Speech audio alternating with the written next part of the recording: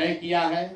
और उदय जी का हृदय से धन्यवाद कि जन सुराज बनाने में पिछले 2-2.5 बरस के मेरे संघर्ष में हजारों साथियों का सहयोग रहा है, लेकिन उसमें एक बहुत बड़े साथी, बहुत बड़े मेरे बड़े भाई जो रहे हैं, उदय जी का उनका साथ रहा है। आज विधिवत तौर पर, औपचारिक तौर पर ये परिवार का हिस्सा बन रहे हैं, तो स्वाभाविक है, उम्र में भी बड़े हैं, अनुभव में भी बड़े हैं, तो इनको सब लोगों ने मिलकर जन सुराज की जो 150 सदस्यीय कोर कमेटी है उसमें बहुमत से नहीं, सब ने मिलकर एक साथ तय किया कि उदय जी ही इस पार्टी के नेशनल अध्यक्ष, राष्ट्रीय अध्यक्ष, पहले राष्ट्रीय अध्यक्ष होंगे।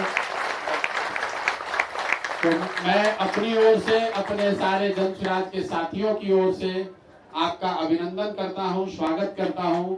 और जो मंच पर आपने देखा, जो परिचय मुन्ना जी ने कराया, हमारी कोशिश जो पहले थी वही आगे भी रहेगी कि ये मंच और मजबूत होता जाए।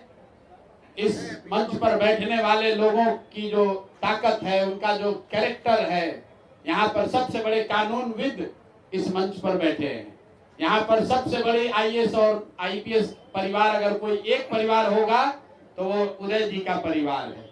जो यहाँ पर अध्यक्ष मनोज भारती जी हैं, शायद मुझे लगता है कि अनुसूचित जाति समाज से इनसे ज्यादा प्रखर एकेडमिक रिकॉर्ड शायद ही किसी का होगा।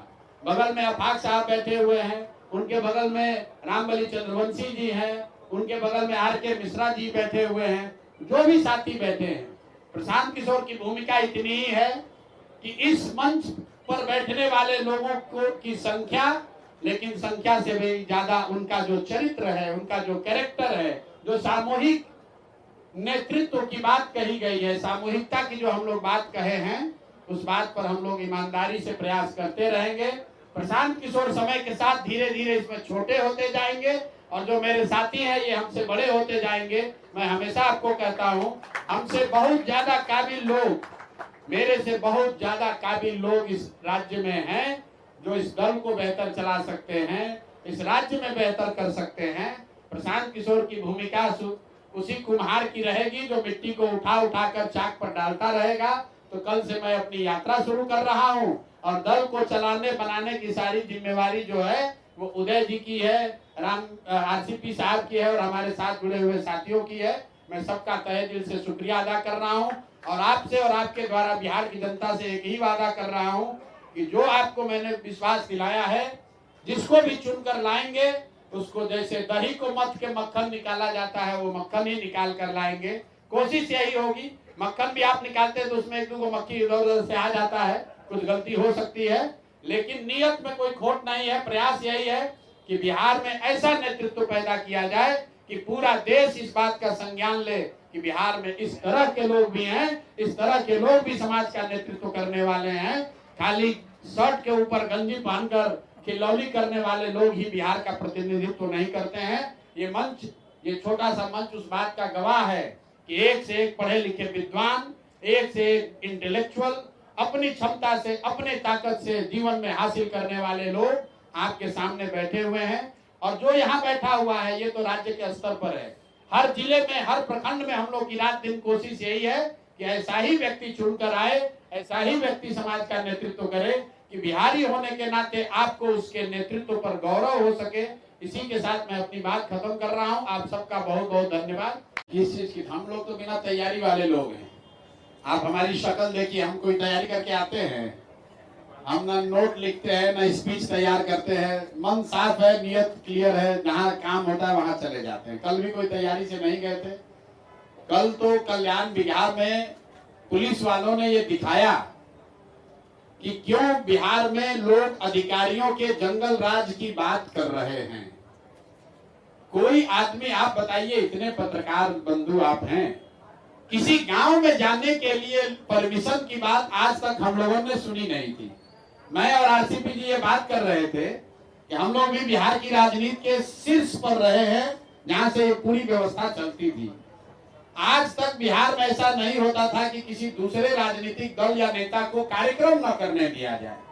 ये नई और नीतीश जी का सम्मान है। मैं कह रहा हूं, नीतीश जी नेता के तौर पर कभी उन्होंने ये नहीं किया कि विरोधी दल का नेता कोई कार्यक्रम, राजनीतिक कार्यक्रम न कर सके। ये दिखाता है और हमारी बात को पुख्ता करता है कि नीतीश कुमार इस सरकार को नहीं चला रहे, क्योंकि नीतीश जी का पूरा इतिहास देख लीजिए। 20 साल में नीतीश कुमार ने कभी अपने राजनीतिक विरोधियों का कार्यक्रम नहीं रुकवाया है। अगर ये हो रहा है, चाहे वो मेरा कार्यक्रम हो, आरसीपी जी का कार्यक्रम हो, राहुल गांधी का कार्यक्रम हो, तो ये बताता है कि कहीं ना कहीं कमान और कंट्रोल दोनों नीतीश कुमार के हाथ से चला गया है और कुछ दरबारी और अधिकारी वो अपने समझ से वो वरना आप समझिए नीतीश कुमार ने कल्याण विभाग के लिए काम नहीं किया है, ये तो कोई नहीं कहेगा। हमने कल कैमरे पर कहा कितना बढ़िया सड़क बनवाए हैं, पेड़ लगवाए हैं। नीतीश कुमार के स्वजातीय, नीतीश कुमार के संबंधी सब उनके गांव में है। कौन नीतीश कुमार का उनके गांव में विरोध करेगा? कोई विरोध नहीं करेगा। उस गांव में हम जाने के लिए कह रहे हैं, हमने ये भी कहा भाई मुझे अकेले जाने दो, तो कहता ना नहीं जा सकते हैं, परमिशन नहीं है। तो ये कोई नेता का डर नहीं है, ये दरबारियों का और अधिकारियों का डर है। और मुझे लगता है कि ये बिहार के लिए ठीक नहीं है।